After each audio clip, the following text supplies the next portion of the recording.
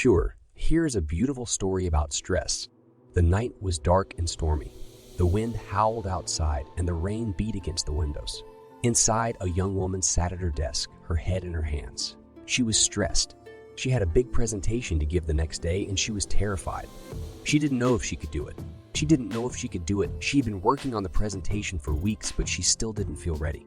She closed her eyes and took a deep breath. She tried to calm herself down, but it was no use. The stress was too much. She started to feel dizzy and nauseous. She stood up and walked over to the window. She looked out at the storm and she felt a sense of peace. The storm was so powerful, and yet it was also beautiful. It was a reminder that she was not alone in her stress. She took a few more deep breaths and she started to feel better. She knew that she had to face her fear and she was determined to do it. The next day, she gave her presentation. She was nervous, but she did it. She spoke clearly and confidently, and she even made a few jokes. The audience loved her presentation, and she got a standing ovation. She walked off the stage feeling a sense of relief and accomplishment. She had faced her fear, and she had won. She realized that stress was a part of life, but it didn't have to control her.